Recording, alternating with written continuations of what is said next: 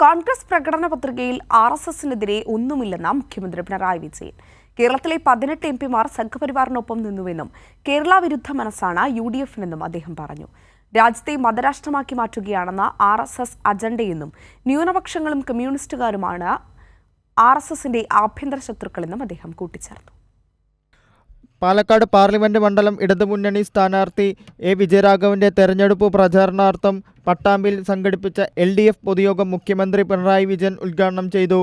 പൗരത്വ നിയമ ഭേദഗതിക്കെതിരെ കോൺഗ്രസിന്റെ പ്രകടന പത്രികയിൽ ഒന്നുമില്ലെന്നും നിയമത്തിനെതിരെ ഒന്നും മിണ്ടാത്ത കോൺഗ്രസിനെയും രാഹുൽ ഗാന്ധിയെയും വിമർശിക്കുന്നുവെന്നും മുഖ്യമന്ത്രി പറഞ്ഞു. കോൺഗ്രസിനെ വിമർശിക്കുന്നതിനെക്കുറിച്ച് രാഹുൽ ഗാന്ധിക്ക് പരാതിയുണ്ട്. ഇതാണ് വിമർശനം. ഇന്നലെ പൗരത്വ നിയമ ഭേദഗതിയെക്കുറിച്ച് ഒരക്ഷരം സംസാരിച്ചില്ല. ഇതിനെക്കുറിച്ച് പറയാലോ. ഇത് ഉണ്ടെങ്കിൽ പറയണം എന്ന് ഞങ്ങൾ പലവട്ടം ആവർത്തിച്ചല്ലോ. ഞങ്ങൾ എന്തുകൊണ്ടാണ് വിമർശിക്കാൻ തയ്യാറാകുന്നത് എന്ന് അദ്ദേഹം പരിശോധിക്കണ്ടേ. കോൺഗ്രസിൻ്റെ ധർമ്മമാണോ നിർവഹിക്കുന്നത്? കോൺഗ്രസിന്റെ ധർമ്മം സംഘപരിവാറിനോടൊപ്പം നിൽക്കലാണോ? രാജ്യത്തിന്റെ തകർച്ചയ്ക്ക് കാരണം BJP ആണെന്നും RSS അജണ്ടയാണ് BJP നടപ്പാക്കുന്നതെന്നും മുഖ്യമന്ത്രി പറഞ്ഞു. ഇന്നത്തെ ദുരവസ്ഥക്ക് ഇടയാക്കിയിട്ടുള്ളത്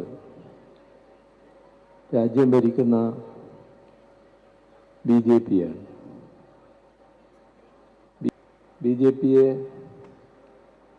നയിക്കുന്നത് RSS-ആണ്. അപ്പോൾ RSS നയിക്കുന്ന രാഷ്ട്രീയ പാർട്ടി എന്ന പ്രത്യേകതയാണ് BJP-യെ മറ്റു പാർട്ടികളിൽ നിന്ന് വേറിട്ട് നിർത്തുന്നത്. അപ്പോൾ BJP ഇവിടെ നടപ്പിലാക്കാൻ ശ്രമിക്കുന്നത് RSSന്റെ അജണ്ടയാണ്.